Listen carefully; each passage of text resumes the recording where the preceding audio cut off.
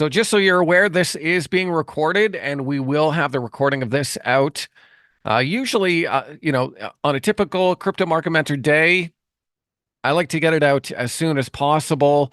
Zoom usually takes about an hour or so to process the video, and then I like to cut little bits like this out typically, and then we'll get that recording out. It usually hits Telegram first, our Telegram channel. That's usually the place to get more instant updates.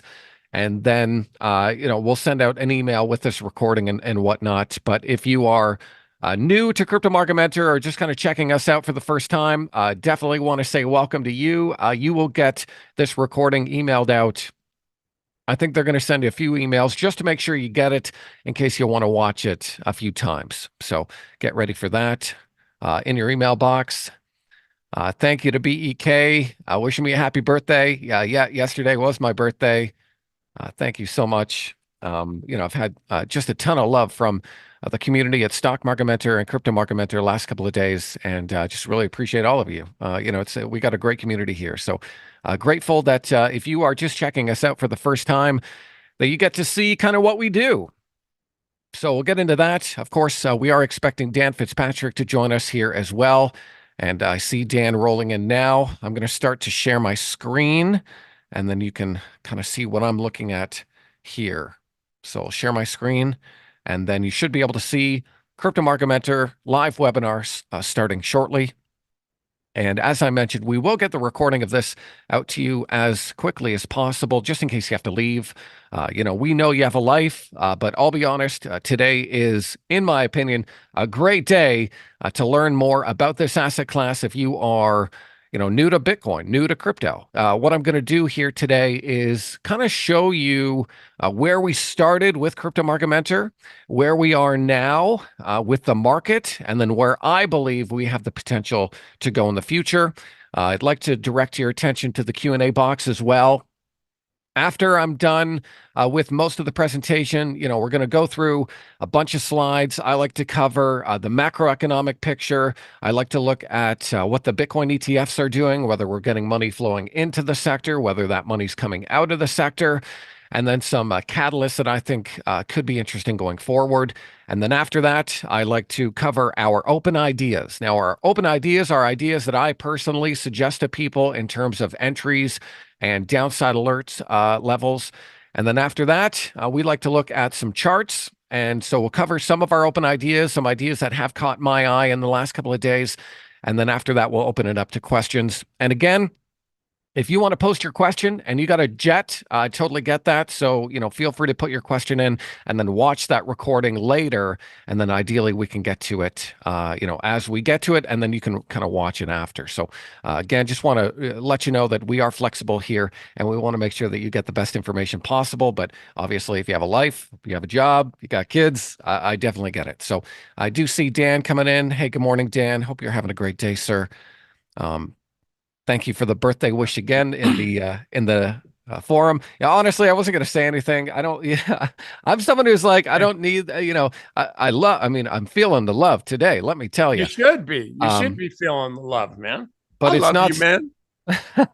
It's not something I go out of my way to tell people about. Some people do that. Some people are like, "Hey, it's my birthday. You should care about me." And I'm just like, the people who know, and I appreciate all of you. And like I said, just grateful for all the love today. Had a great dinner with my family last night. We went out to a restaurant here in Canada called The Keg. It's a nice steakhouse I like to go to every now and again. And it was a typical night for a dad with two kids. Both kids cried during the dinner. Oh, was that after dessert? No, it was before dessert. It was before, while we're still eating. One kid said something to another, and then that kid cried, and then we were like, "Why did you say that?" And then the other kid cried, and then we got home, and they're both crying. And so, just a typical night for a dad with two young kids. Perfect birthday. I thought usually the kids started crying after you feed them full of sugar, but I think that's actually kind of a grandparent thing. It could be. It could be. I don't know. So anyways, let's get going here, guys, because we do have a lot to cover. Just in case you are new to Stock Market Mentor, we did open this up to everybody. Just want to let you know that this content is always for informational purposes only. Definitely recommend talking to a qualified investment advisor, tax official. We don't give tax advice. None of this is considered investment advice. I want to share opportunities with you that we believe are actionable and we believe have an opportunity for some outsized gains versus things like the S&P 500. But I'm not a certified financial advisor, so you got to make sure that you accept that risk or talk to someone and get the advice that you need before making any investment decisions. So when we launched Crypto Market Mentor, Dan, you may remember, it feels like a long time ago, but it was actually only September the 1st. We did a bit of a webinar called Network Intelligence, and I kind of Yep. laid out my thesis for network dynamics and why I believe digital assets and crypto networks have the potential for exponential gains. Hmm. That's a webinar that you can look back at. If you're a Crypto Market Mentor member and you haven't seen that, I kind of use that as my foundation for analyzing some of these tokens and being able to pick the winners with, a general framework. And that's what you want. Like everything we do here at Crypto Market Mentor, it's very data based. It's, we're using data and actual research to pick these tokens, the tokens that I believe have the potential to get worldwide adoption or at least move up exponentially so that you can change your life in a significant way financially. And so we have identified some of what I call open ideas. As I mentioned, we'll look at those close to the middle of the session here. But this is where we started. We started when no one was really talking about Bitcoin. Bitcoin wasn't on anyone's radar at all. In fact, our friend, mutual friend, Steve Burns, who has over 500,000 followers on Twitter, I mentioned to him that we were going to do a crypto thing. And I said, "Hey, Steve, we're looking to do this crypto thing." And his comment was, "Why? No one cares about crypto." Perfect. And Perfect. I That's just said, when you want to do it. that's exactly what I said. I said it great. At least we're not getting in at the top. We're not hyping things at the top. We're getting in when I think it makes sense. And at that time, Bitcoin was at 25,000 US dollars. Ethereum was at 1,600 and Solana was at 19. So that's where we started with Crypto Market Mentor. Where are we now? Hey, Bitcoin. by the Oh, way, I got to cut in here real quick. sure. I want to give kudos to my wife, Jennifer, because if you recall, Scott, I told you during the middle of the year, Yeah. Jennifer said to me, she goes, "Why haven't you started Crypto Market Mentor yet? I don't understand what the hell you're waiting." She actually said, "Heck," I just said, "Hell." I don't understand what the heck you're waiting for. And I'm going, I think it's been a little bit of procrastination on my part. I tried to blame it on you, but she wasn't having that, Scott. So She likes anyway, me too much. she does. Yeah. So anyway, then thanks to her, you know, we're up and running, and I think your timing's been perfect, buddy. Just No, and absolutely. so has hers. I know that she is a hodler. She sees the potential in Bitcoin and held through some of that downside volatility. But that's sometimes what a lot of people will do with Bitcoin specifically because it trades with so much volatility, both upside and downside, but it trades 24 hours a day. And so it is hard to actually actively trade Bitcoin with any real consistency because you can get weeks and months of sideways consolidation and down consolidation, and then all of a sudden you get days where Bitcoin will melt faces to the upside. We just saw Bitcoin move over nearly 20% in 3 days, and so that's one of the reasons that people hodl and hold Bitcoin as opposed to actively trade it because you wake up in the morning and then all of a sudden Bitcoin's up $2,000 and then you think, well, it's too high. And then what happens? It goes up another 8,000 without you. And so that's one of the reasons that, we really have kind of a trend following mentality when it comes to crypto and Bitcoin specifically, at least right now. At Mhm. least right now, when it makes sense to do that, there's going to be a time where it makes sense to actively trade it. But as I will show you here in just a couple of minutes, now, in my opinion, is the time to hold these assets and let the market kind of push them up. And so we're Okay, seeing, now I will say, Scott, sorry to interrupt, yeah. but you're talking about my wife being a hodler. Yep, she is. I, however, wanted to buy more when it was at 16,000. And you know what the hodler said? No, honey, we have enough. That's And okay. I'm That's going, okay, Dan, okay. because I'm pretty sure you piled into Nvidia stock, and that has worked out okay too. You know what? It actually worked out okay. So, you know what? Crypto isn't the only trade. It's just one of many that's out there. So, I Yeah, get it. I get it. And, to be honest, it was a dark time at 16,000. I vividly yeah. remember, looking on crypto Twitter, or crypto X is what it is called now, and the sentiment was down. I had friends of mine who were like openly making fun of me for still caring about this asset class. And now, now I write them and they don't write back. And I'm like, Well, hey, buddy, remember me? Remember when you made fun of me? How's things now? And, mhm. little lines like, hey, if you had listened to me, you would have 100% more money than you have now, things like that. And, Yeah, that's fine. I like to have fun with my friends like that. That's not something I would ever do publicly, but, yeah, with people who I have, good relationships with, I like to kind of poke the bears. And that's fine. Everyone gets Bitcoin at the price they deserve. yeah. And, and like I said, we were fortunate in that we launched this service. We were able to get a lot of people into this sector at a good time. But if you are just joining us for the first time, maybe this is your first time seeing me present anything, or hear about Dan, or anything like that, like I said, I'm going to show you some data now, or in a minute here, that is going to tell you that you haven't missed much.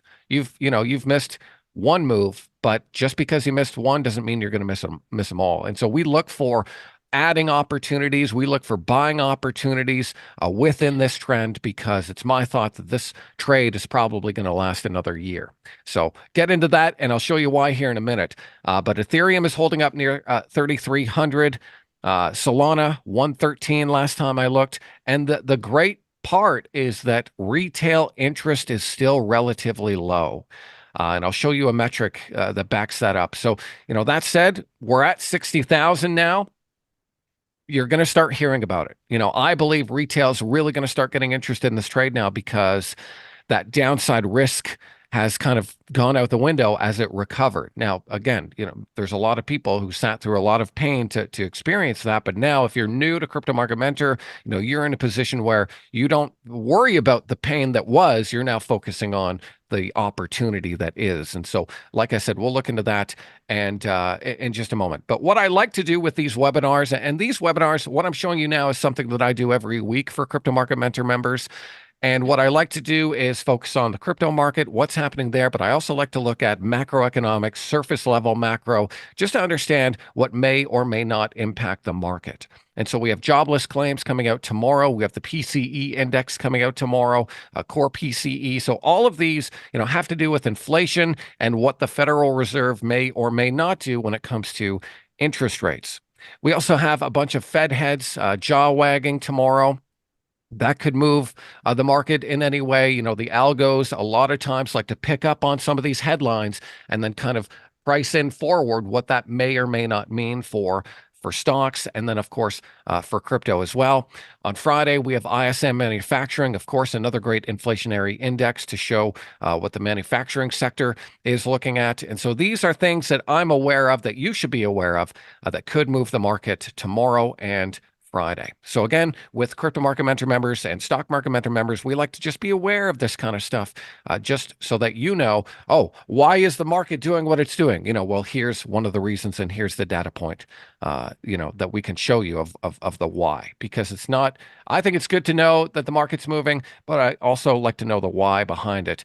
But I don't want too much opinion necessarily, you know, clogging my thought process. And that's one thing, if you're watching TV, CNBC, or some of these guys on YouTube getting the free videos, they can really just throw a bunch of noise at you. And with Dan and myself, we're very focused on technical analysis, but then understanding kind of the why behind what's happening in the market. So where are we right now in terms of the crypto market? Crypto and digital assets, they really have four different seasons. There's a spring, summer, fall, and winter. And your actions should really be dictated by what area of the season or what part of the season you're in. And so these are the crypto seasons, and then I added, the actions that I believe you want to take within those seasons. So there's crypto spring, crypto summer, crypto fall, and crypto winter. And you can see historically what you've wanted to do during each of these seasons.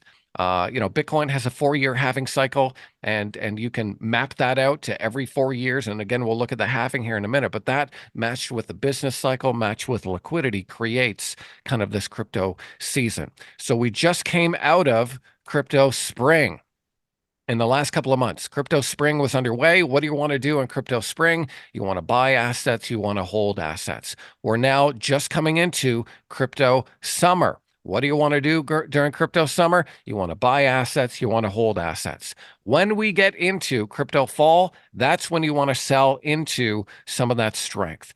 May not sell at the top. You may see one of these things that happened, like in 2017, where it just, Bitcoin went from 1,000 to 20,000. I remember those headlines. That's entirely Amen. possible. Oh, sorry, Dan. I said, Amen. I find it's really, this kind of breaks it down into what do I need to do in these market conditions? And for most people, that's the biggest question mark.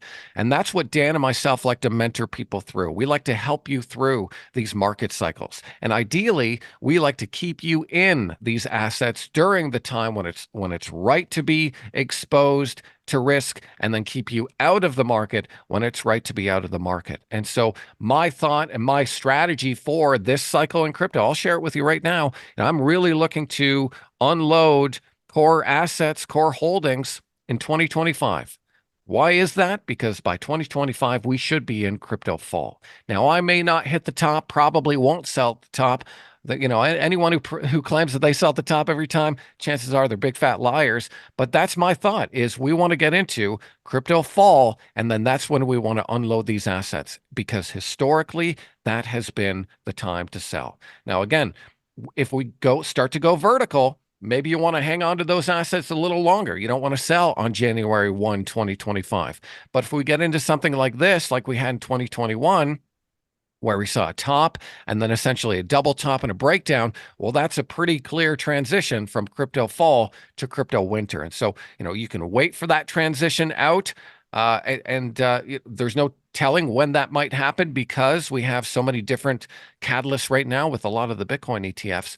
But that's kind of my thought of terms of where we are right now. So if you're in this and you're seeing Bitcoin at 60,000 thinking, well, I missed the ride. Absolutely no, you didn't, because we still have 2 more seasons to go through where we may see, some upside price movement that you can participate in. And so just want to really frame this. I probably should have saved this slide for the end, but it is one of the most important slides. And ideally, I want to get your attention on this to say, look, this is what I'm doing. This is why I'm still bullish, and ideally that kind of brings you to just understand where I'm coming from in my strategy and mentality. So over the last couple of months, starting in January, we had something big happen to Bitcoin, and that was the launch of the spot Bitcoin ETFs. Since the launch of the spot Bitcoin ETFs have gobbled up over $6 billion worth of BTC. This is one of the main drivers of the price of Bitcoin. And this is, again, this is institutional money. This isn't Joe Blow on YouTube who has a good TikTok channel or whatever buying Bitcoin. This is institutional investors recommending digital assets and Bitcoin to their clients. And some of these institutional managers are some of the biggest money managers in the world.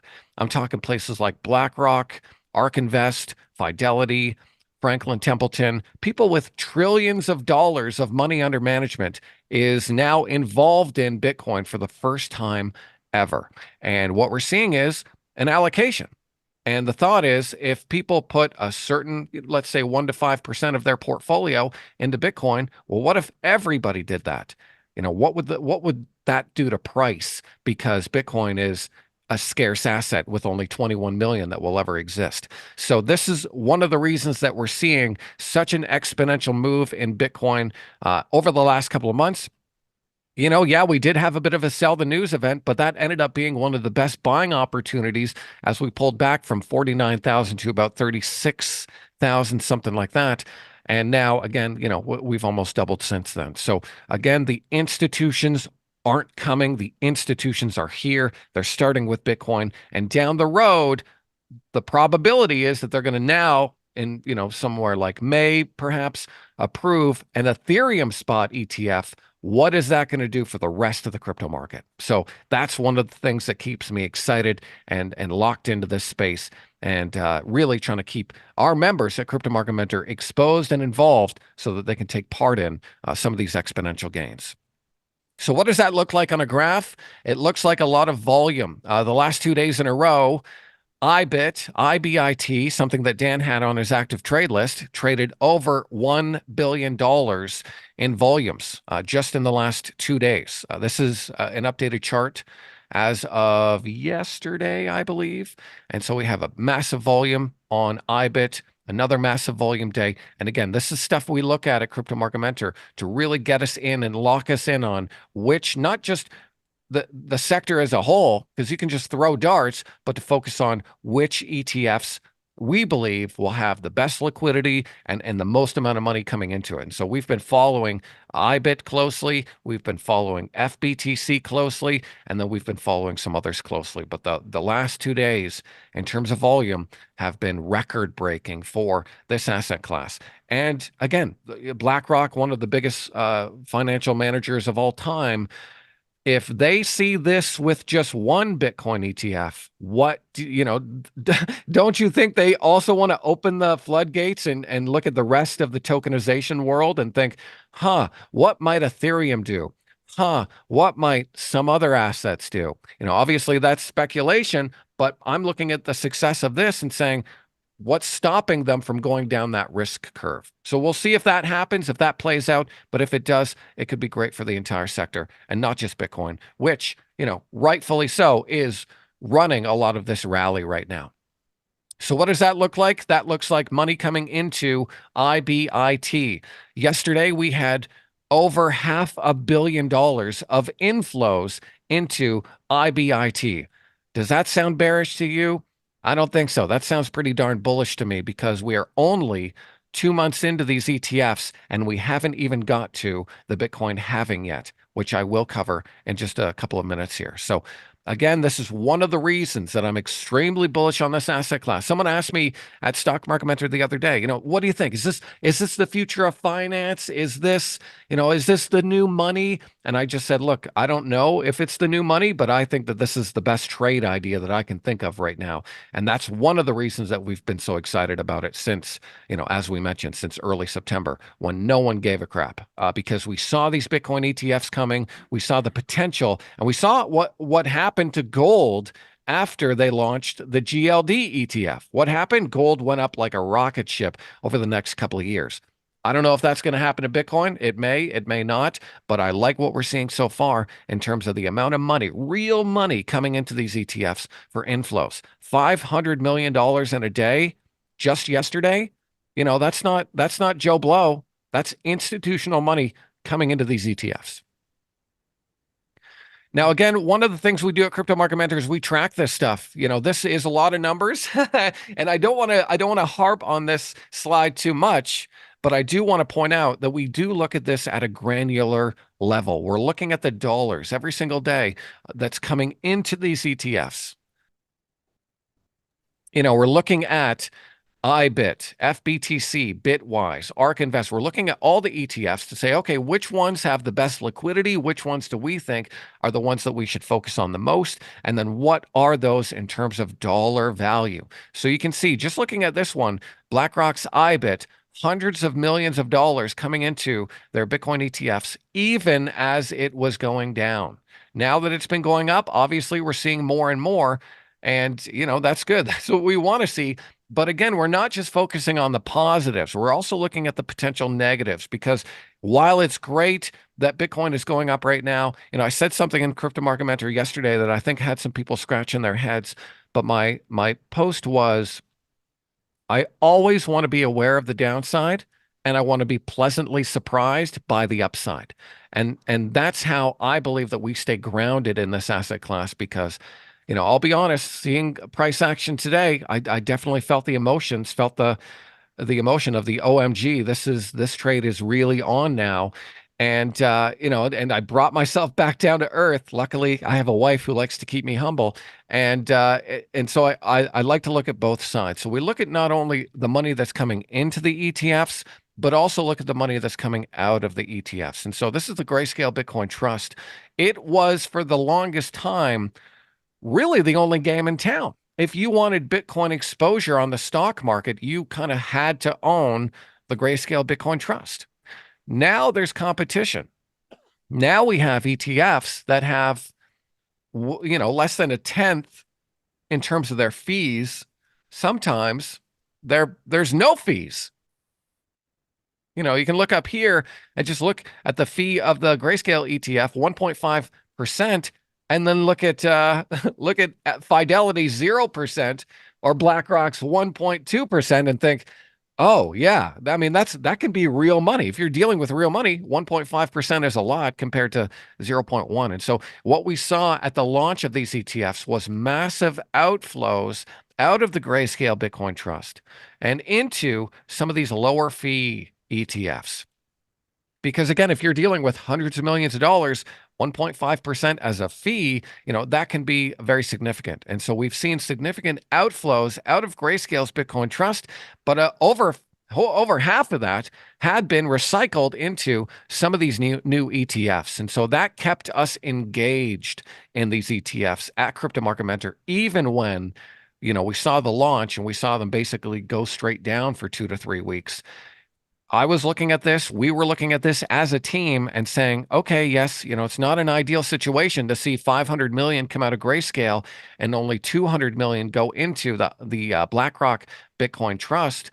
But now we're seeing kind of a flippening where BlackRock's getting 500 million in a day, and we'll see things like Grayscale only have 100 million in outflows. And so again, if we're measuring all the negative versus the positive, you can see all the black here compared to just a small amount of red. And so again, that kept us engaged throughout. And this is just some of the data that we look at Crypto Market Mentor. It can be a lot. Some people are like, Scott, that's too many numbers for me.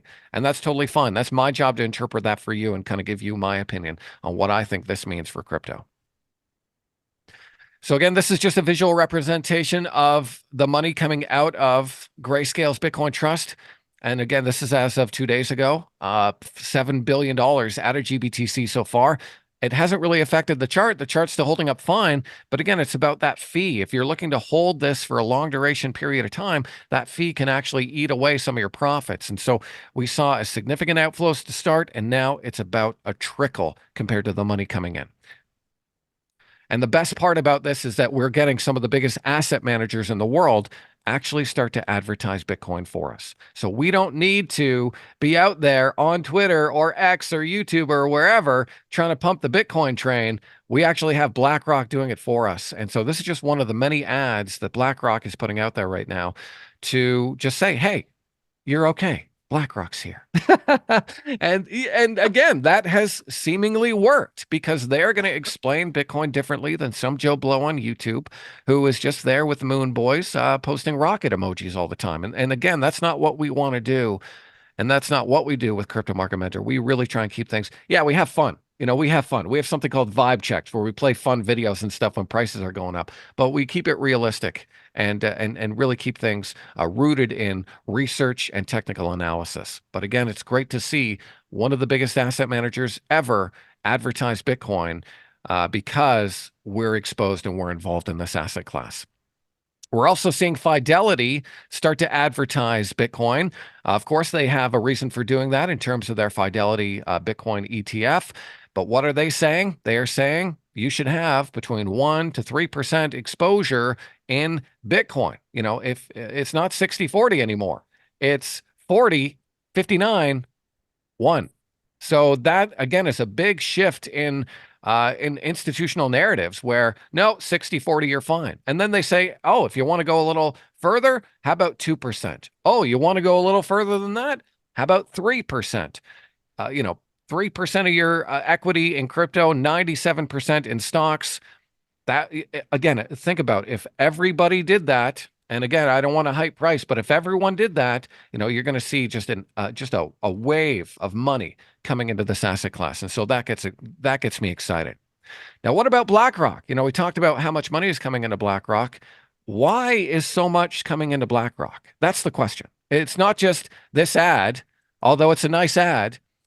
What are they telling their clients that maybe they're not saying in their advertising? BlackRock has private clients. They have private meetings. They have get-togethers for their top tier clients. And it turns out they're actually suggesting privately to have 28% of your assets in Bitcoin. Jeez. BlackRock, trillions of dollars under management. And they're saying 28% allocation in your portfolio is not unreasonable. Again, this is a private meeting that they're having with some of their top clients. But if that's what they're telling their high net worth investors, what does that mean for you? That's something to think about. If people with hundreds of millions of dollars are looking at the IBIT ETF, this is why I think we're seeing such big inflows, because they're privately telling clients 28%, try that. Let's see what happens. So again, this is private stuff, but I think that this is why we're seeing such big inflows into IBIT, because they're heavily pushing it. And what is that doing? That's heavily pushing the price of Bitcoin higher. I had no idea they were doing that much. It's crazy. It's crazy. Wow. This is a private event for their top clients. Swan Bitcoin. Swan is a like a Bitcoin service provider, and they were there. And again, this is just one of the takeaways from it. So, Gee. if but it makes sense though, doesn't it, Dan? If we're seeing so much money come in, well, why? Why is Well, $1 billion coming in 2 days? yeah, no, it does. It makes a lot of makes a lot of sense. I mean, when the big money, when they tell the big money, hey, 28% isn't unreasonable. Yeah, you're going to see some volume inflows bigly. Definitely. And again, that's why I think we're seeing such big moves here in Bitcoin, because there's only a certain number of Bitcoin that are out there. And as you'll see, there's even less on the exchanges now than there was just a short time ago. And so the new Bitcoin ETFs have brought in and bought 300,000 Bitcoin in just under 2 months. And when you're dealing Jeez. with a scarce asset, doesn't matter what it is, if it's gold, whatever, if there's a wall of money coming into something and there's only a certain number of that something that exists, we saw what happened with inflation. Prices go up, and that's what we're seeing exactly play out here with Bitcoin. This is from yesterday, February 27th. And again, we measure this stuff. The amount of Bitcoin purchased by the ETFs, 9,163. How about the new Bitcoin coming into the market every day, produced by miners? How many is that? They make 900 a day. So 900 Bitcoin a day are coming into the market from miners. The Bitcoin halving is coming up. We'll get into that. But pretty soon, this 900 number is going to be cut in half. What did it do yesterday? 10,000 yesterday. So the the demand for Bitcoin is nearly 10x the daily issuance of Bitcoin. And again, that we're seeing that play out right now in front of our eyes if we look at the price of Bitcoin. Now, when it comes to Bitcoin on exchanges, Bitcoin that you and I can buy through things like Coinbase, Kraken, Gemini, and the like, how much Bitcoin is on the exchange? It just hit a new 5-year low. A 5-year low because it's a scarce asset.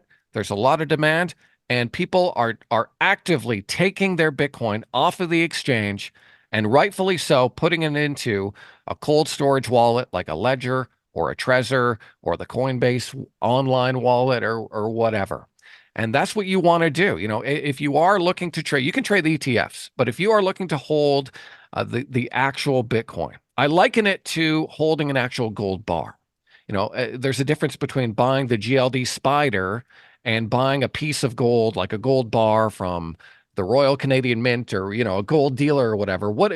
And the way you handle that is differently. So the way you handle owning actual crypto is different than just buying the ETF. So if you're just holding a bar of gold, you probably don't want to just leave it on the shelf in your kitchen. You probably want to put that in a safe or a locker at a bank or, something like that, some sort of safety deposit box. You're going to manage it differently. And that's exactly what you want to do if you're buying actual crypto. You don't want to just leave it on the exchange because what if you forget your password or you don't have a password on your phone and someone logs in and can move that Bitcoin, or you click a link by accident and somehow it logs you in and moves your Bitcoin around. That has happened. We've heard of that happening. And it's a sad story every time. And so you want to manage the actual Bitcoin you hold differently. And so that's what we're seeing not only retail investors do, but also institutional investors like BlackRock and Fidelity. BlackRock has Coinbase as their actual Bitcoin custodian. Fidelity, they're doing it differently. They have Fidelity Digital Assets, and they've been custodying Bitcoin for a while. Fidelity's been, really a leader when it comes to digital assets. They've had their Fidelity Digital Asset platform for a while. And so, this is old hat for them, but that's one of the reasons that we're seeing that Bitcoin come off the exchange. And again, if there's less to buy, there's less items in the store, those items become more valuable because the frenzy to buy them, what happens? We see that rise in price. So this is, again, just one of the many metrics that we look at. It's something we follow at Crypto Market Mentor, and it helps us understand when Bitcoin is on the exchange, it's more likely to be sold because why are you bringing it to the market if you're not going to sell it? And so this is one thing that we'll be watching as we get further into this cycle because you can actually see when people are sending Bitcoin to the market. You can see when they're sending Bitcoin to Coinbase. And then you can leverage that. Say, oh my goodness, someone just sent $300 billion of Bitcoin to the Coinbase exchange. They're probably looking to sell it. Maybe I better protect my position, upgrade my stops or my downside alerts or whatever. And so that's the difference between looking at something like a stock and looking at something like Bitcoin is you can track it all using on-chain analysis. And that's just part of what we do at Crypto Market Mentor. So we are seeing a bit of a lack, I guess, when it comes to retail interest. One of the metrics that I have been looking at lately is the amount of people downloading Coinbase. If we see the amount of people downloading Robinhood app start to go up and start to go exponential, that really tells us that retail investors are getting into that frenzy mode, and that fear and greed is probably really getting a bit hot to the greed side. And so, we don't want to be the last the last in the store, or, and maybe we want to be one of the first that leave the store. And so, I look at Coinbase's downloads as a metric. And right now, we're not really seeing a lot of interest when it comes to retail investors. It's still, this is the ranking of Coinbase in the App Store. And right now, this is as of 2 days ago, we're still just 300, the number 300 downloaded app. If this starts to go up where we're seeing, wow, Coinbase is the number one app in the App Store, then we better start to look to the exits because, maybe things are getting a little overheated. But we're still well below that. And again, as I mentioned, we're still well before the halving. So there's no real retail frenzy just yet.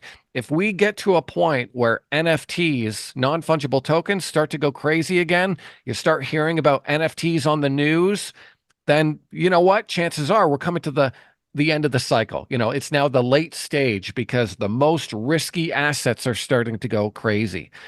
So we want to make sure that as active investors and as traders in this space, that we don't become a victim of that, and that's one of the reasons that we look at sentiment, we look at downloads, and as it stands right now, we're still pretty in the range. The downloads on Coinbase, just still normal. So again, this is just one metric that I look at to just kind of give me a sense of where we are in that cycle. If we get to, and I don't want to go all the way back, but if we get to, crypto fall in terms of the seasons, and we start to see again that big spike and a frenzy, then chances are we're going to want to sell into that frenzy. Sell them when they want it, and then sit back and then see how things play out. But for now, I still think the market looks relatively healthy, and that makes me continue to be bullish in this sector. Okay, let's talk about the Bitcoin halving. So I kind of touched on it a little bit. I won't go deep into mining, but generally, if you're new to Bitcoin, the way Bitcoin are mined, we have computers solving mathematical problems, and it's a hard mathematical problem that takes energy, takes electricity to generate the power to solve these problems. And if you are a Bitcoin miner and your miner solves the problem, your reward is Bitcoin. And so it takes power, it takes energy to create Bitcoin. They don't just print Bitcoin out of thin air. And if they could, then it wouldn't be Bitcoin. It wouldn't be part of the proof of work network that it is right now. That's the difference between the value proposition of Bitcoin and something like Dogecoin, where someone can just press a button on a computer and print a bunch of Dogecoin. You can't do that with Bitcoin. But part of Bitcoin's programming is that every 4 years, the amount that gets sent out into the market gets cut in half. The final Bitcoin won't be mined until 2145. I'm probably not going to be around for that. I won't be able to coach you through that trade. But but maybe leading up to that, we can do that. But again, this is just another metric that we look at. And this one's really important because traditionally, Bitcoin's best performance happens after the halving. And I'm going to show you a chart that displays that. And that's this right now. And so I'll start here from 2014. The orange dotted line on every slide, on every part, that is the Bitcoin halving. And so we're coming up to the Bitcoin halving. Again, going back, April 17th, that's typically when we believe the Bitcoin halving could happen. Could happen a few days after, could happen a few days before. Obviously it's based on the network. The Bitcoin network is a living, breathing thing.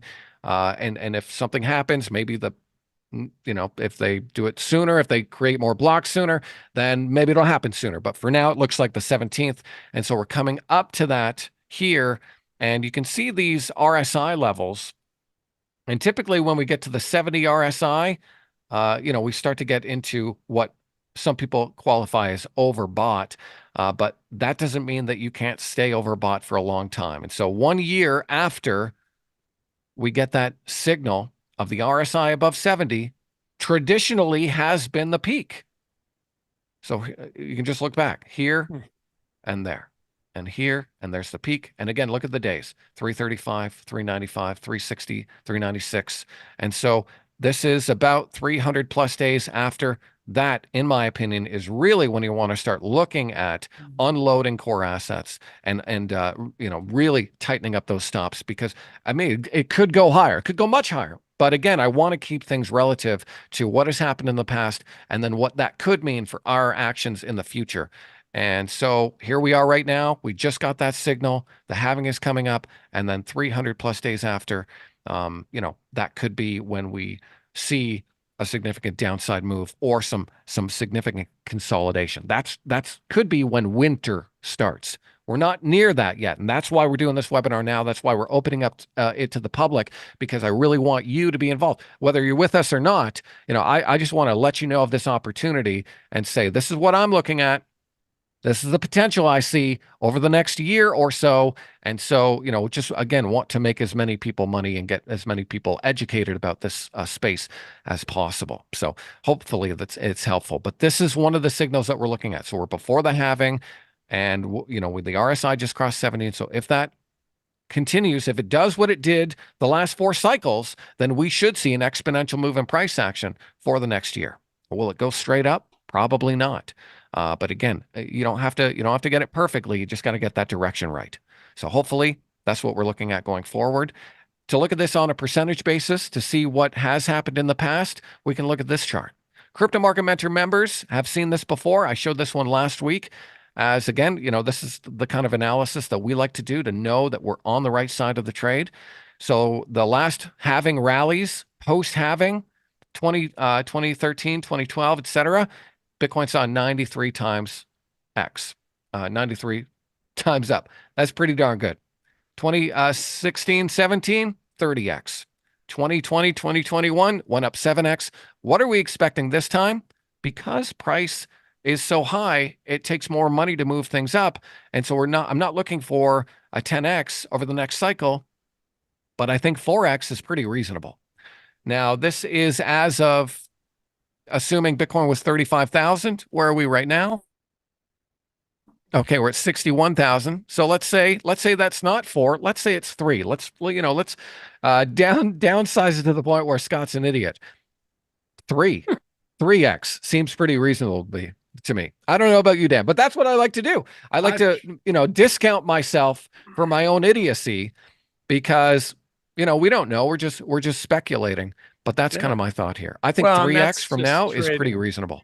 That's just trading in general is speculation. That's all but you've got good risk parameters, and that's the difference between a professional speculator and somebody who's just banging around tickers. So I think you're totally on the right track. I'm taking all this stuff in. I'm not writing it down because we have access to the recording.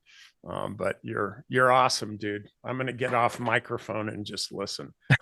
Thanks, man. Yeah, I appreciate that, and appreciate Yeah. that. I haven't been able to look at the Q&A box, but I do see questions rolling in, and we will get to that. Hopefully, I'm answering some of the questions as we go. So again, this is just something that we're looking at in terms of potential. I want real world potential, not moon boy potential, rocket emoji potential. I thought that it was funny that the rocket emoji is here, but I'm actually looking at this realistically, thinking, okay, what, again, discounting any probability for downside, what's realistic here? And so I think 3x or 150,000 by the end of this cycle is realistic. We're even starting to see a softening in the narrative from people who were very anti-crypto. U.S. Senator Elizabeth Warren said that she wanted to collaborate with the crypto industry. This is after she lambasted anything crypto-based on Capitol Hill in the United States. But she's softening her stance. She is now coming along with some of the industry to say, oh, yeah, crypto's fine. We just want it to follow the same rules as traditional finance, which, by the way, is all crypto has wanted. Crypto has just wanted regulation that makes sense. And unfortunately, we had seen the opposite of that. Now that prices are going up, now that major institutions are involved, now that sovereign wealth funds are involved. Now we're seeing political commentators and politicians really start to soften their stance because what's happening is we're getting this groundswell for a better financial system. Now, will Bitcoin be a part of it? What's the future look like? My crystal ball is broken. But again, it's just about trying to upgrade the system, trying to make it better because right now things are really slow. What if we had a slower or faster transfer with money? I moved some money from my bank account to my stock trading account the other day, and it took, almost took 2 days to get there. Well, with Bitcoin, it could get there in half an hour.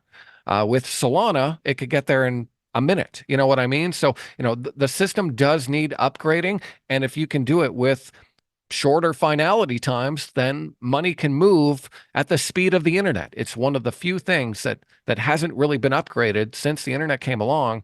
Social media has, video has, we're able to do live stream video, but when it comes to money, it's slow. And so this is an opportunity to upgrade the system, but we're seeing politicians, even ones like Elizabeth Warren, start to soften their stance because people want this.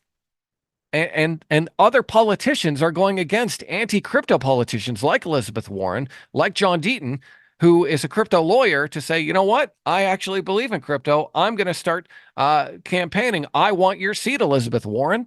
And so it wasn't until she had a challenger, and again, the public clamoring for someone to upgrade this system and upgrade these rules. And now, again, this isn't an endorsement for any politician. I'm in Canada. I don't care who y'all vote for.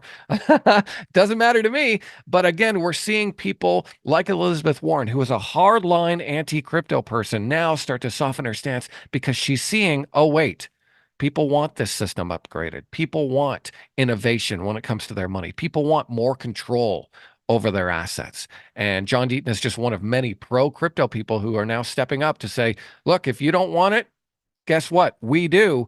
And I got 300,000 followers that want it as well. So again, not getting political, but I just want to show you that people, politicians generally, the more this technology gets adopted, the more the politicians are just going to follow along because that's what's going to get them elected. We saw Donald Trump say that the other day. Again, not a politician, not an endorsement for Trump. I don't care about the man at all. But again, what is he saying? When Bitcoin was going down, he was saying, nope, Bitcoin's dumb. Bitcoin's going up. He's saying, oh, you know what? That's something interesting. So price changes people's sentiment, and we're seeing that play out here in real time. We're also seeing people like Jim Cramer almost cry on TV today. I posted a video of that in the Crypto Market Mentor Telegram channel of Jim Cramer, and I don't like to make fun of Cramer because I know he's doing his thing. He's Jim Cramer. He is who he is. He helped Dan Fitzpatrick get his start in the business, and I know Dan, you have a lot of respect for Cramer, but Absolutely. Yeah, but I do. Cramer has But he's consistently wrong a lot. He's well, and again, you and I, Dan, have talked about this before. If you're on TV for 4 hours a day, every day, and it's your idea, it's your job to have an opinion, you're going to be wrong all the time. That's right. But the That's problem with exactly Jim right. Cramer is he's always been wrong about Bitcoin. And since he said it was a scam, Bitcoin is up 250%. And even Yeah. after the Bitcoin ETFs came out, he tweeted out negative stuff about Bitcoin. And today, what did he say? Oh, this is embarrassing. No, it's not embarrassing. This is the adoption curve playing out in real time. And so I think Jim's up for fair game because he has not come out to say he's wrong about Bitcoin yet, or that he has been wrong. He's always just called it a scam from the beginning, and so we want to pay attention to that sentiment. If that sentiment changes, then again, maybe that's something we want to be protective of in case we do see Scott, any downside real move. real quick about that too. I've mentioned this before, and I think people think I have a negative impression of various things, in which case they're basically right. But this whole idea of crypto being like a Ponzi scheme or something like that, I it here's the difference between crypto and between Bitcoin and the dollar. The dollar is widely accepted. I mean, on the planet, it's the world's reserve currency is the dollar, but it inherently has no value whatsoever other than the fact that it is so widely accepted. And so I would argue that the value when you look at any crypto, I think probably any token, but this is your deal, not mine. But when you look at, say, the value of Bitcoin, it has everything to do with just how widely it's accepted. I mean, that's the way I kind of equate the things. And I don't want to be mistaken for just like a Bitcoin fanboy where, oh, it's going to take over the world. But it's just that people should understand whenever you're talking to one of these idiots who say like, oh, it's just, it's worthless and it's a tulip thing and all that. Dude, tulips were flowers. Okay. This is not a flower. Um, and so, and also there was nothing to compare tulips to. We can compare. This is cryptocurrency. There are a crap ton of currencies on this planet. Bitcoin has just joined that group. And so we're now seeing that play out in price action. It's one thing to be talking about it when Bitcoin's going from 20 to 18 to blah, blah, blah, all that, like all the way down rooting for it. Then even though you might ultimately be proven correct at that particular time, you kind of seem like a dummy, somebody who's in the cult. But as we see the chart move up, and I'm talking about over a significant amount of time, you're going to just see that the chart creates the credibility for Bitcoin because it is literally the same thing as the dollar, and that is how widely accepted is it. And the one difference that I would say between the dollar and Bitcoin is the dollar's actually going down. Bitcoin is going up. So anyway, I'd say the pairs trade is long Bitcoin, short dollar, but that's just me. Absolutely. And that's just it, Dan. We're seeing that adoption curve come out, but we're also seeing that drop in the dollar. And that's something we look at Crypto Market Mentor as well, because there can be an inverse relationship where we see the dollar pop up because of something a Fed member says or some sort of economic data, and then we see Bitcoin fall down. The question we then ask is this a sustained move down or a change in the thesis, or is this a buyable pullback? And so, again, this slide is just for fun. We like to Yeah. have fun at Crypto Market Mentor, but I do like to point out, Jim Cramer's never said that he's wrong on it, and that's my issue with it. Not that he's wrong, that he refuses to admit that he was wrong. And Yeah. there was a time where it's great not to be involved in Bitcoin. It's great not to be involved in crypto, and that's one of the things that we want to look at as well. Yes, things are going up right now. That's great. We love it. It's a party. But to your point as well, Dan, there's going to be a point where Yeah. we want to be long dollars and not crypto, or long Yeah. dollars and not stocks. Yeah, and one thing I'll say, because I'm sure we have a lot of people in here who are new to Crypto Market Mentor. And you kind of alluded to this earlier today, Scott, in typically a lot more tactful fashion than I would tend to. But at Scott in particular, and just Crypto Market Mentor in general, this isn't a situation where it's like some kind of cheesy chat room, and you get all these comments like on my YouTube channel about how, hey, I made $15,000 over at blobbity blah blah, who you can pay on Telegram, or one of those cheesy BS things. This isn't like a fan club thing here. This is truly a trading. It's a trading business. This is a trading resource for you, and it is literally no different than Option Market Mentor or Stock Market Mentor or any of these other trading services. I'll say credible trading services that are out here. We're traders. That's it. Scott is an expert at crypto, just like I'm an expert at various things. People that know what they're doing are people that should be followed, but not blindly followed. You need to understand what the hell you're doing, because it's your money. It's not mine. It's not Scott's. Though if you would like to give me money, I'm happy to give you my Venmo address. So just note that, because Scott, you're sounding, and aptly so, you're sounding really bullish on Bitcoin and this and that.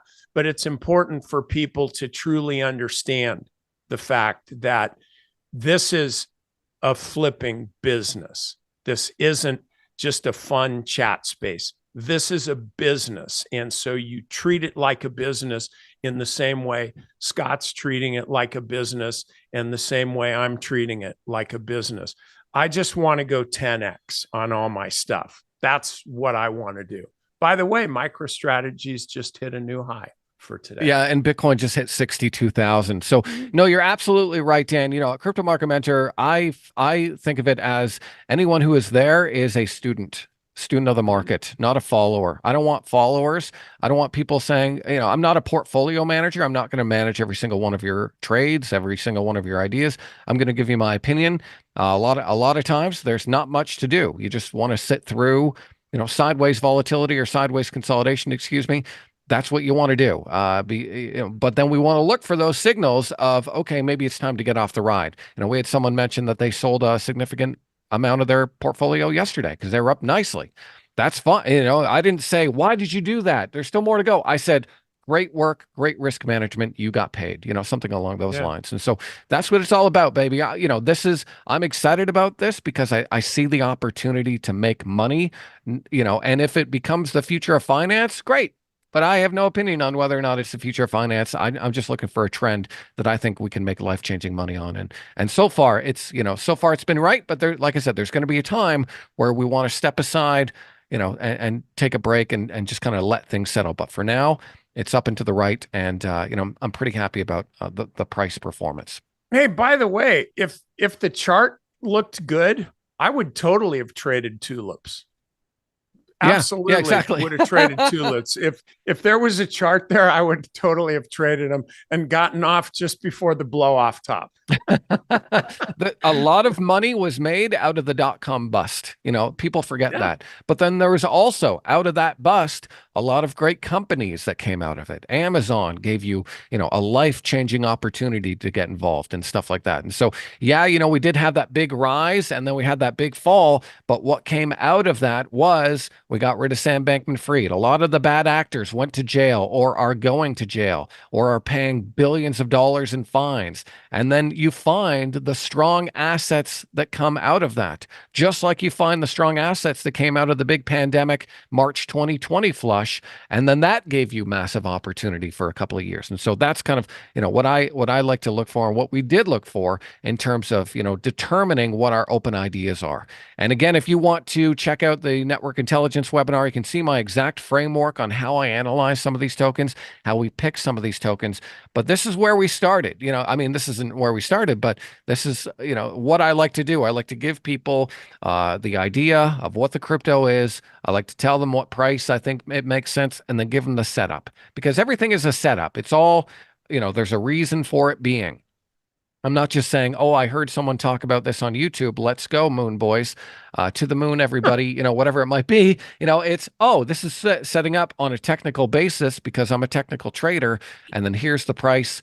And then, there's more to it, but I kind of cut that out. But I wanted to show the difference between, here's an entry that we made in, I think it was September, October, for Solana in at 19. This is just proof. I'm just showing you what we did and the prices we're in at. And then, oh, in February, okay, looks like they are buyable here again. And then so I reissue open ideas as needed. And so, like I said, it doesn't matter whether you're new to crypto or you've been a member for a long time. I'm always looking for an opportunity to buy with a low risk based on a chart, and then have a downside alert in case the idea doesn't work out. Because while things have worked out great, doesn't mean that's always going to be the case. And so I want you to know, as someone who is interested in this space, or maybe wants to come over to Crypto Market Mentor, that's my main thing. I'm looking at the upside, but I'm also always aware of the risk. And so if you decide to become a member of Crypto Market Mentor, we'd love to see you. We get a bunch of different things that you get on a weekly basis, weekly videos like this. We do educational tutorials. Every morning I send out what I call my Crypto Quick Hits email, and it's really just a roundup of headlines of what's going on in the market.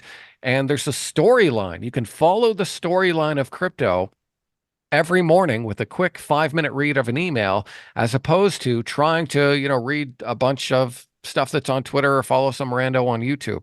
And so this is just part of what I like to do for our members at Crypto Market Mentor.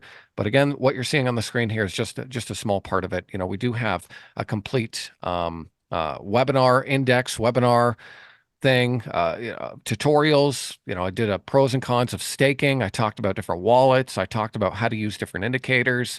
Of course, we have all of our webinar recordings so you could catch up on. So, whether you're new to crypto, and we'd love for you to join, obviously. But otherwise, I'm just glad to really share this information with you. So with that said, let's look at some charts really quick here, and then we'll get into questions. I see a bunch of questions here. And I appreciate everyone sticking around. We've had a great turnout here today. And again, you will get this recording. So let's look at Bitcoin as we're looking right now. 62,000, massive move. You can see some of the levels of resistance that I have laid out. And again, these are things that I point out actively on a weekly basis of here's the important levels where we could see a little pushback. We did see a little pushback right around 60,000. And now, again, we're through that level, good volume on the move. And now we want to look higher and say, okay, it looks like a potential test of the all-time high is probably in store. I don't think it's going to happen today, though. Bitcoin's up $5,300 today. I also didn't expect that. So, we are looking for a test of the all-time high here for BTC. And it looks like, it's a great time to be exposed to the sector, whether you are able to trade crypto or trade one of the stocks or one of the ETFs. Ethereum looks like it's hitting a new high here today, 52-week high. I'm looking at 3,500 as short-term resistance here. Again, you can see all these lines. I mean, we're telling the story as it's happening. We're living this move. And then again, want to be realistic. If we get a pullback, what does that look like? Where could support be? What might happen? And so again, that's just some of the stuff that we do on a daily and weekly basis here. So looking at 3,500, then looking at 4,000 or 3,900 for Ethereum. Solana, this is one of the prettiest chart patterns I've seen in a while. Pinching, pinching, pinching, looking for a breakout here and potentially a move to the all-time high right around 200. Probably get a bit of a speed bump at around 143. Think that makes sense. What once was support turning into resistance, probably going to be resistance again. But Solana is still well off its all-time high. And, I've been adding within this consolidation because we came down to key moving averages. I got a nice big cushion, adding near support on the way down. And again, I don't recommend doing that all the time because you have to have that good cushion. You don't want to just start a position in the red. Absolutely not. But because I'm long from below, I have that cushion, I have that flexibility. And then again, I have that long-term time frame. So looking for a breakout here on Solana looks really good. AVAX, this is another one. Again, clear chart pattern. That's the thing. If you can read charts, you can trade cryptocurrency. Don't overthink it. Just follow the chart. Most of the people that trade this stuff on a daily basis, they grew up, were basically born, put in a diaper, and sat in front of a computer screen. And so they are charting this just along with us. And so everything trades very, very technically. And that's why you want to focus on some of the key moving averages here. And I keep it really simple. I don't have too many indicators. I have some chart layouts that I share with everyone that do have some indicators, but I won't go deep into that here today. But if you want to go deeper on that, definitely, join Crypto Market Mentor, and I can show you all that stuff. If you want to look at how I like to dip buy and my dip buying strategy and using different charts and different indicators to try and get in close to, those zones of support, then I can show you that. But for now, just for this webinar, I want to keep things simple. But again, these are chart patterns that you've seen play out in stocks, and they play out very similarly here in crypto. Chainlink was one of our first ideas. It broke out.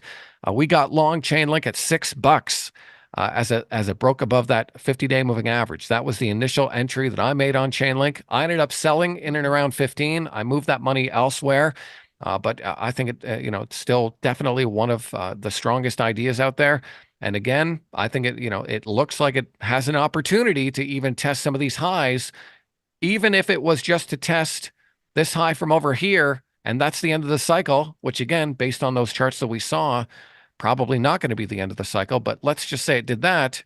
And you're buying today, that's still 27% higher than it is right now. So again, the opportunity, I believe, is still there. Though, yeah, we're getting extended now. But what does that mean? You trade smaller or you look for a pullback. ICP Internet Computer, this is another one of our blue chips that I think has potential to make some moves here. They started with a lot of FUD. This thing launched at 600 and went down to 3 for various reasons. But again, look at this. Looks like one big cup, one big handle. And even if this has an opportunity to hit 24, that's nearly 100% higher than where it is right now. And that's a year maker, in my opinion. Let's look at Aptos. So we talked about Aptos at $8 initially, and today Aptos hit $12.53. Melting faces to the upside. Nice big volume. You can see this clear downward sloping trend line that we have been following. And this morning, again, I woke up unexpectedly. Aptos was up about $2. So again, these are just some of the cryptos that we look at and some of the assets that we recommend as open ideas. So anyone can open up a Coinbase account and get interested in crypto, get positioned in crypto, whether they want to trade the coins or focus on the ETFs with a stock account. Let's look at MicroStrategy hitting $1,000 here, just under 1,000 here today. The high is $999.77, so $1,000 resistance.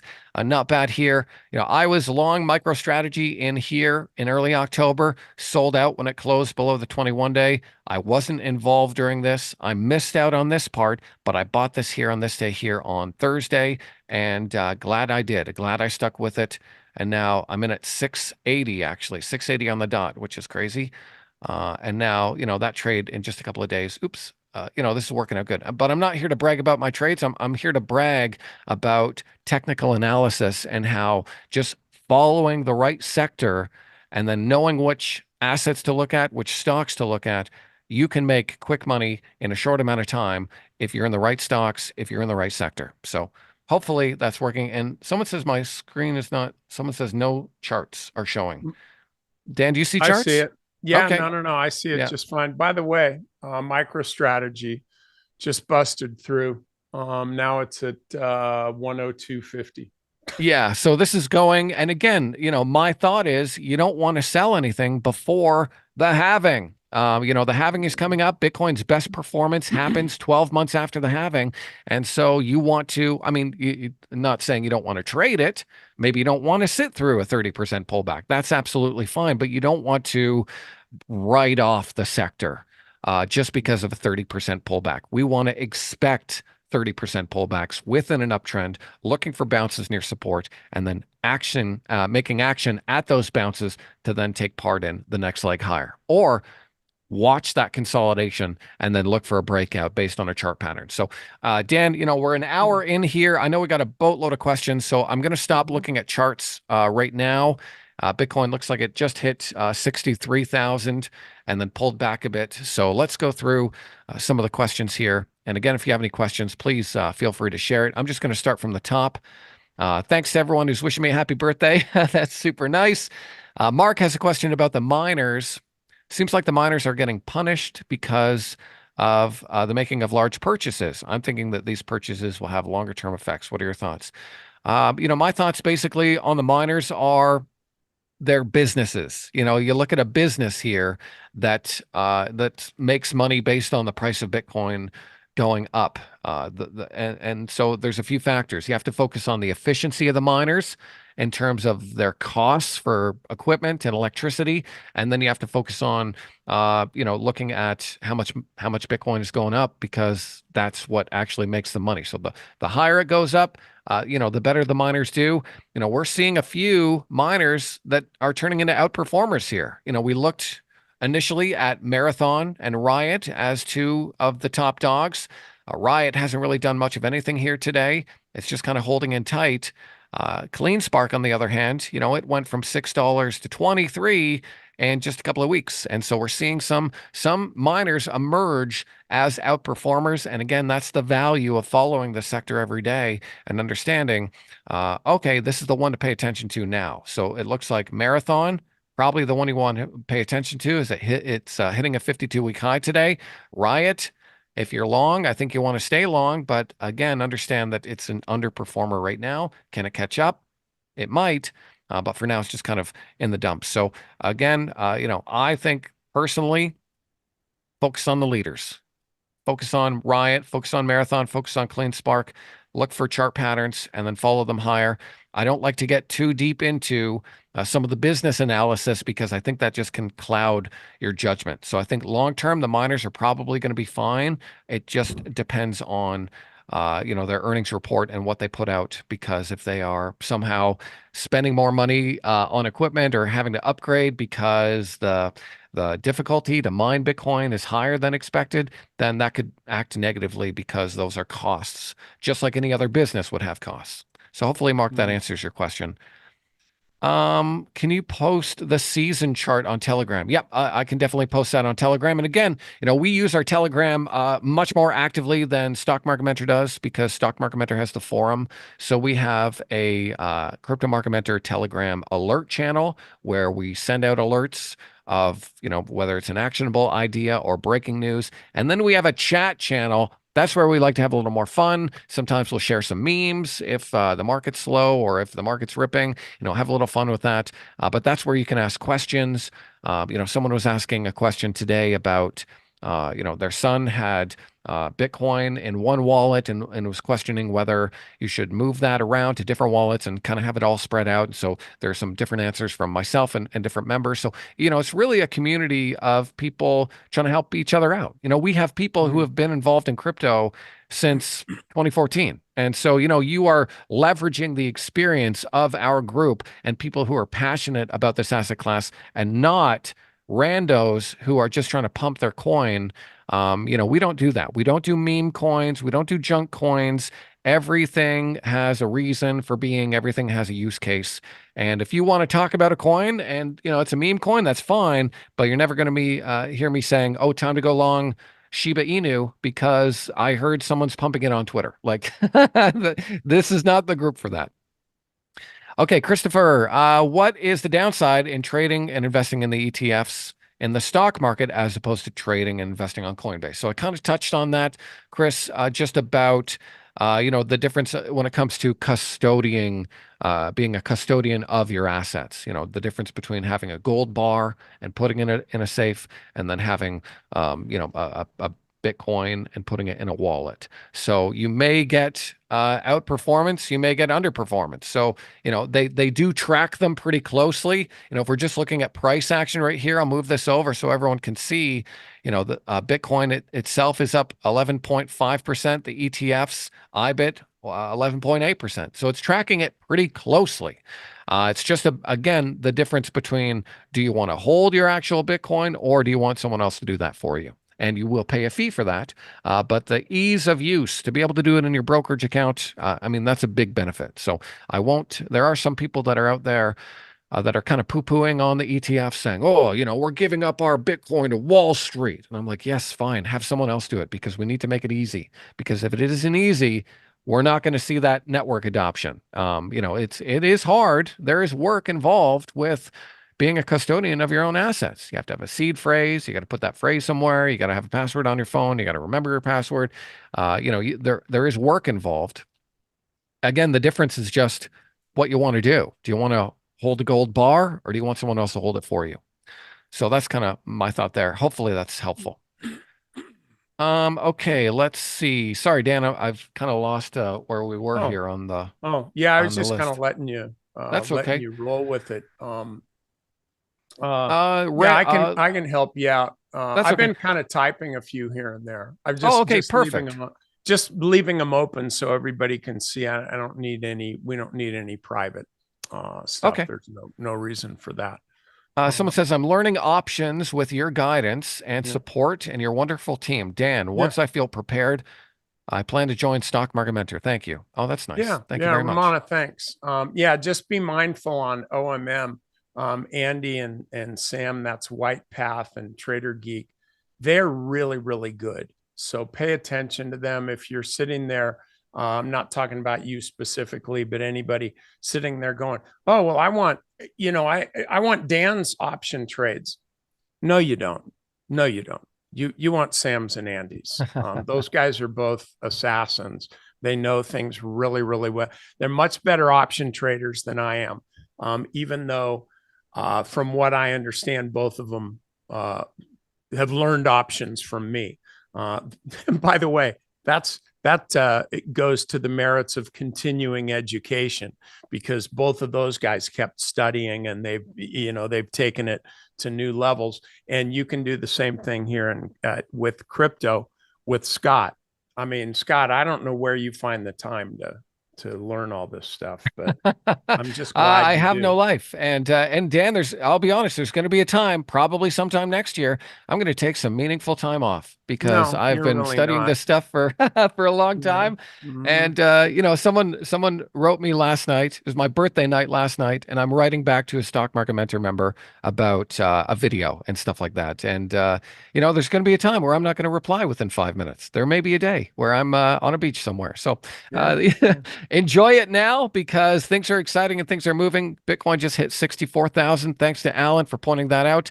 And yeah, but again, I'm passionate about it because I see the money making opportunity. And if the money Mm-hmm. making opportunity wasn't there, then I'd say, guys, let's look elsewhere.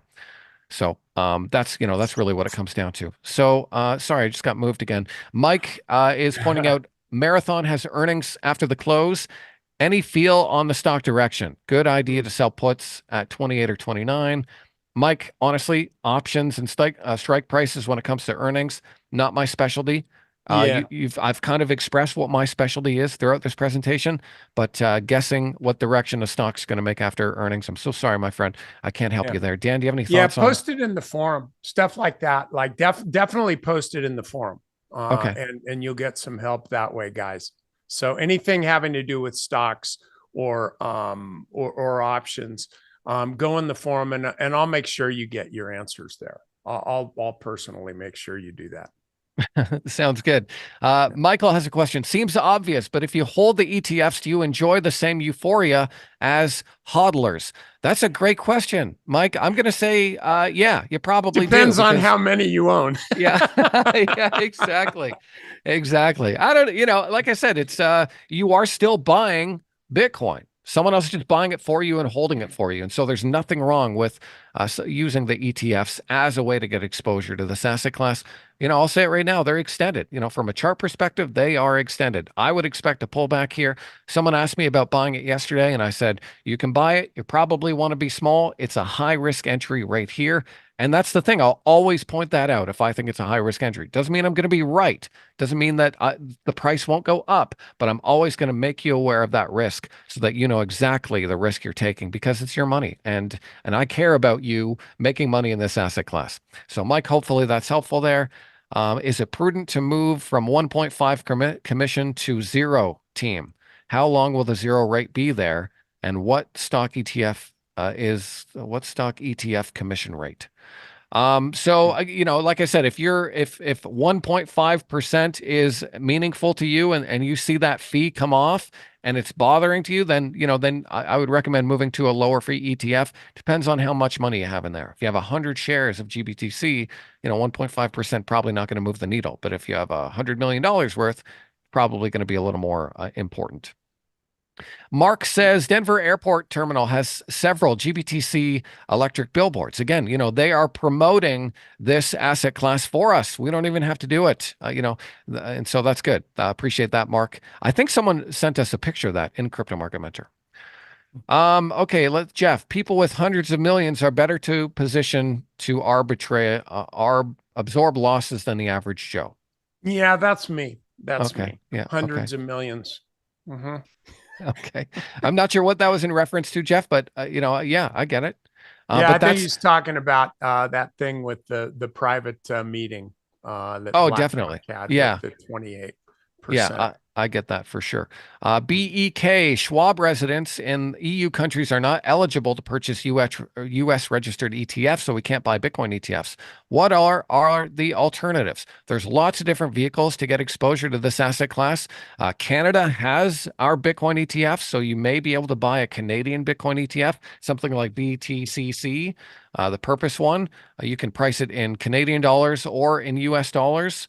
And so that's one way that you can do it. You can also look at things like Coinbase, Robinhood, MicroStrategy, something like that. So that's an alternative kind of idea that you could do to get exposure, or open up a Coinbase account. Let's see. I'm just going through. Alice, what's the difference between a coin and a token?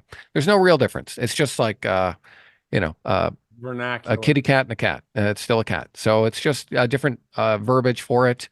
I like saying the word token. I just think it's a little classier than coin. Coin, it makes it sound like it's money. And not every one of these cryptos are trying to be money. Some are. Bitcoin, trying to be a version of gold. But not every single one of these cryptos. Like Solana is not trying to be money, but they want money to run on the Solana blockchain. So Mm. that's the difference. So, I say you own a token on a network like Solana, then you just are getting exposure to the adoption of that network. And so that's how I like to think of it, but I don't think of all of them as different coins, though sometimes I'll say coin just as a easy explainer. So hopefully that's helpful. Is the halving a sell the news event? Well, historically it hasn't been. Anonymous. So that's a easy one there. Historically, it hasn't been a sell the news event. Historically, it's been when Bitcoin performs the best. Someone asked what or who determines the halving. So that's written in the programming code. So one thing to keep in mind: Bitcoin is just software. That's an easy way to think of it. It's software with a token on top. And so the software is run by a collection of nodes and miners around the world. And it's not run by one single person. It's run by the network as a collective. And the original Bitcoin code has the halving dates of after this amount of blocks, we'll cut the supply in half, we'll cut the miner's rewards in half. And so that's what determines the halving, not not just some Joe Blow in his basement. Who creates this mathematical problem? So Bitcoin was programmed by Satoshi Nakamoto. He's someone who is unknown. We don't know who they are, but turns out some new emails have just surfaced between Satoshi Nakamoto and some other cypherpunk developers. Turns out he likes pineapple on his pizza, which makes me want to question my investment here. Mm. I'm kidding, but yeah. So it was the code typically was written by Satoshi Nakamoto in collaboration with some other programmers, people like Hal Finney and the like. And so yeah, they kind of created Bitcoin coming out of the 2008 financial crisis. And again, if you want to learn more about go deeper with blockchain, definitely take a trial of Crypto Market Mentor. You can kind of learn how blockchain works exactly and why Bitcoin is different from some of these others. But again, didn't want to get too deep into that now Mhm. because because we just want to focus on what the market is doing and why I think it's a good time to be interested. Yeah. Phil, the number of cryptocurrencies is unlimited. What keeps people in Bitcoin versus the other cryptos? Phil, the easy answer is BlackRock and the Wall Street is supporting one crypto and they're not supporting the others. That's really what it is. Bitcoin was the first decentralized crypto network. It is the big daddy. It's been running the longest, and it hasn't been going down like some other networks like Avalanche and Solana have been going down at times because those networks are still in development, where Bitcoin has the longest history. And of course, we have the idea of the scarcity. There's only a certain number of Bitcoin that will ever exist, 21 million. There's about 19 million in circulation right now. About 4 million of that have been lost. And so the scarcity asset of it is different. And some other cryptos like Dogecoin, for example, they will have hundreds of billions of tokens that you can buy, where Bitcoin, there's only ever 21 million that will ever exist. So the scarcity is really what is helping with that Bitcoin price. And again, kind of covered that with, the amount that's on exchanges, where all the Bitcoin are and stuff like that. So hopefully, Phil, that helps answer your question. Let's see. Hey, Scott, Hey, just yeah. real quick.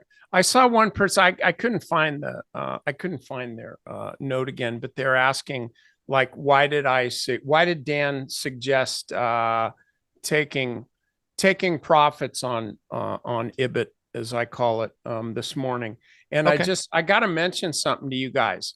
Um, if I say closing a position, that's one thing, but even then it's totally your choice. It's not on me. Don't do this, don't make this trade along with Dan. However, just from a terminology standpoint, if I say I suggest taking some profits, what I'm talking about is just booking some partial profits, not just trying to time the top of the market, and just, oh, I'm selling it all right here, it's done going up. I think that the way you do it is, and this is in anything that you trade, at least in my view, is when you see something that's doing really, really well, and you've got a great trade going on that, we'll take a little bit off the table because it gives you more staying power for the rest. You say like, God, I really raked in some money here. Now I feel like with the lower cost basis, I can let the rest play out. And Scott, I remember you talking about that. I think it was on MicroStrategies, but it might have been on a token where you said, hey, I've been in this for, X number of points or X number of percent. So I'm comfortable holding some of my position through a Mhm. pullback. So anyway, I just wanted to mention that it's really important that you kind of understand, at least just if you're just listening to Dan, which you shouldn't be, but if you are, that if I suggest taking some profits, that's different than we're closing out the whole idea. So I hope that makes sense. And it's not me trying to dodge responsibility. I mean, frankly, I don't have any responsibility. It's your trade. But I do stand by everything that I say with the understanding that, like Kramer, if I'm saying a lot of things, that gives me an opportunity to be wrong in a lot of things too. And there's nothing wrong with taking profits, Dan, especially if it's just a No, trade. no. You know, again, you're not telling people sell everything, but if something is up in a short amount of time, you can bet damn well that Dan Fitzpatrick is going to look out for you and your profits and help you lock those in and tell you, even if it's not a sell profit, maybe that's a signal for you to, oh, you know what, maybe I should move my stop up just in case. So Mm-hmm. again, you know, we're always focused on trying to make our members money and trying to focus on risk. And that's where a lot of people they're not. You know, I've seen tons of people on YouTube. Tons of them are super smart people, but they will, you know, they will ride things into the ground and then not admit that they were wrong, but then come out with a new video to say, I have a new idea now. And just buy Yeah. now, buy this one now, because I was wrong about, you know, they won't say that they're wrong about that one. But again, that's, you know, that's just about how to manage your position and stuff. And, you know, I find it's hard. You know, it's an impossible job to try and understand what everyone's timeline is, what everyone's time frame is.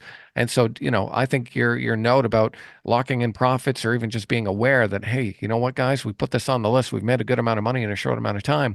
You're not predicting that the top is in, but you're saying, you know what, I made some money here. Maybe it's time to take some off the table.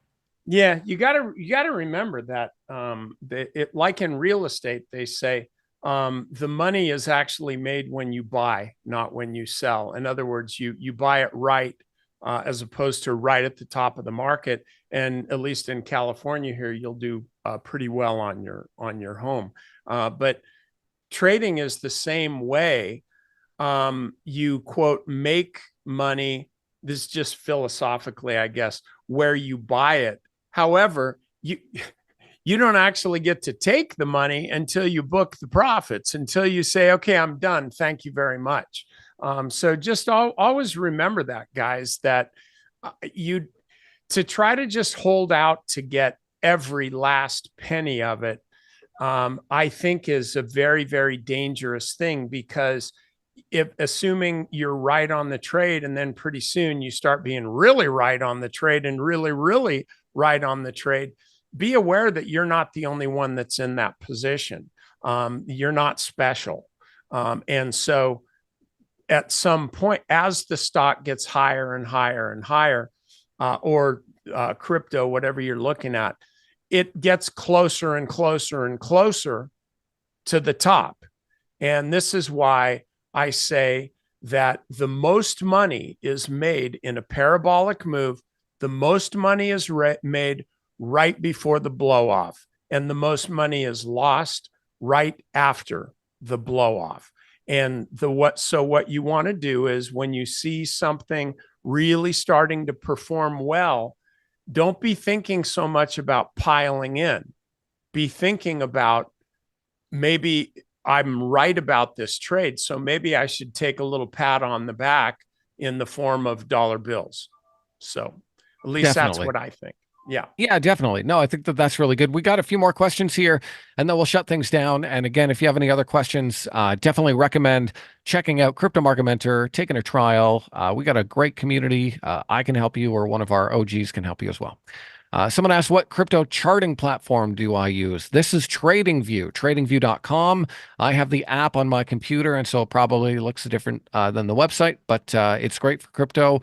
I use it for stocks. I used to use TC2000, but because I was doing so much back and forth with crypto, I decided just to make this my home platform. It also has a fantastic app for your phone. You can do everything on the computer, on your phone. I can download charts. I can annotate charts. It's actually really great.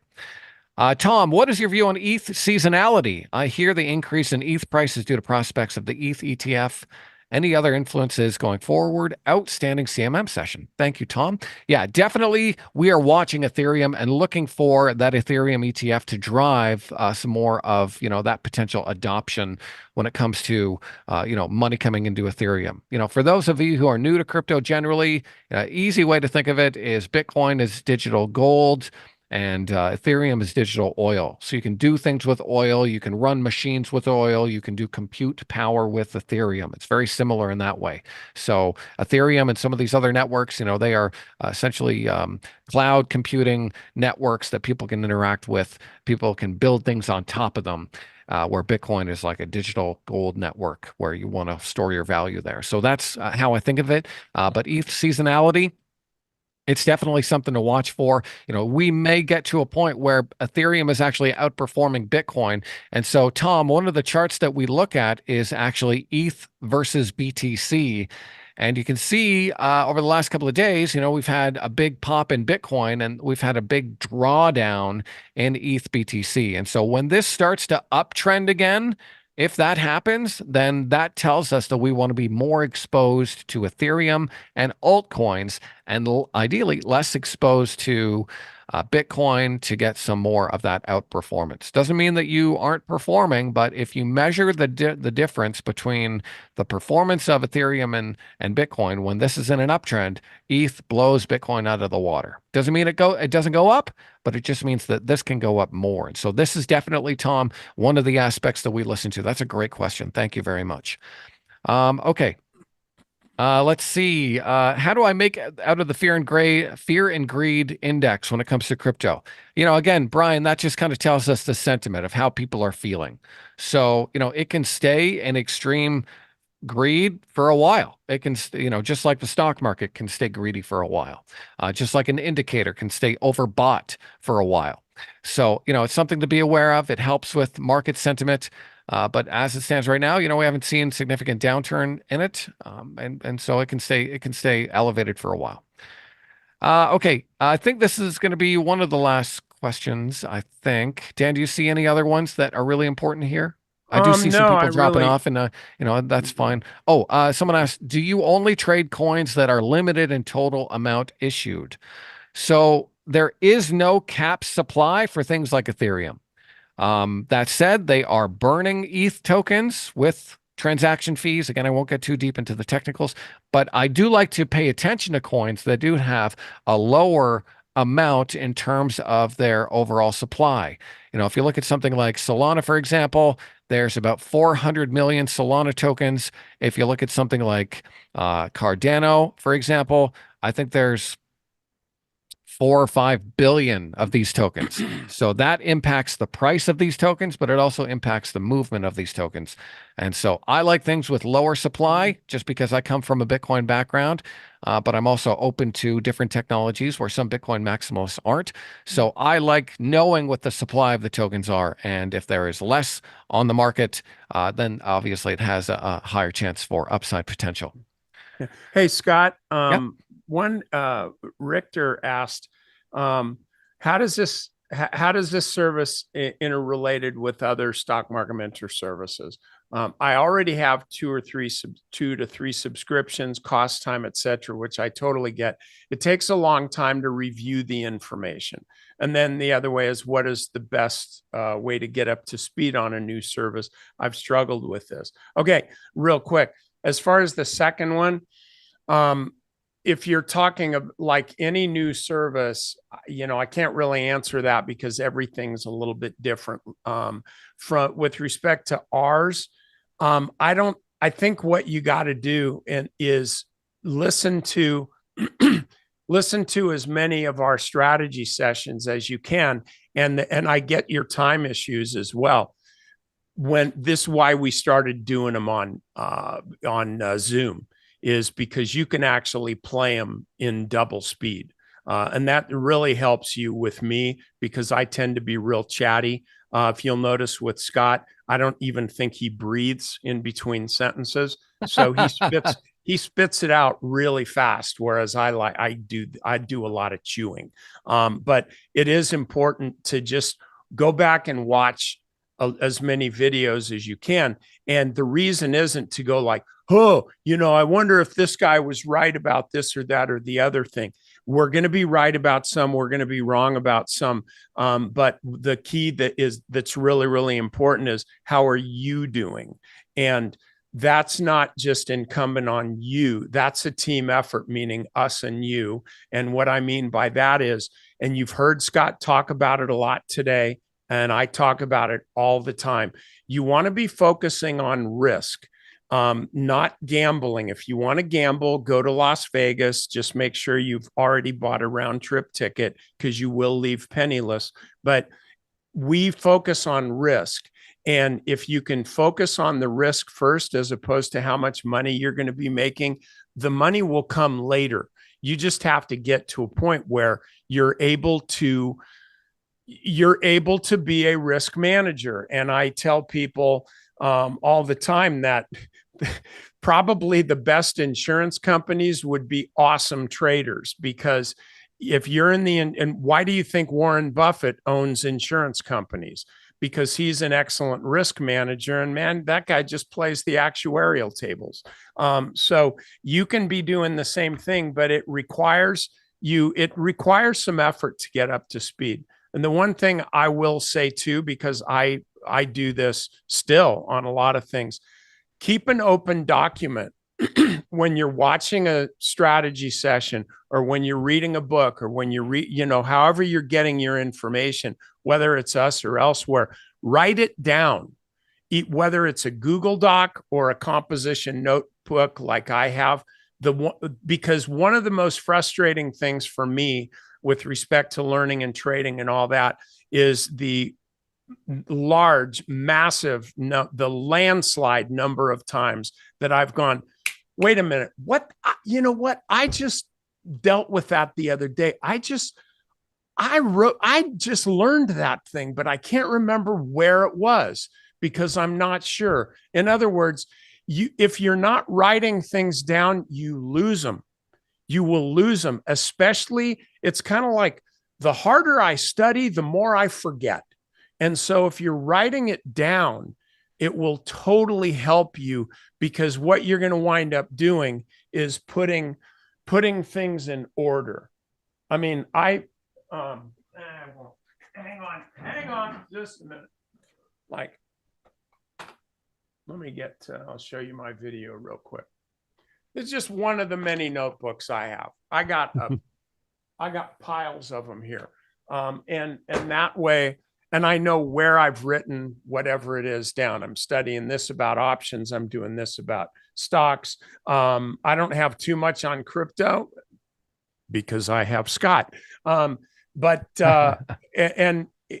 can learn so much, and you can get up to speed by being organized in your efforts to get up to speed. And as far as how many subscriptions you have and stuff like that, that's an individual choice. But I know people that do subscribe. I won't mention any names of subscriptions because I don't think it's fair. But there's one member that I heard from a while back who belongs to a service that charges, I think, my gosh, like 5 times more per month than I charge here.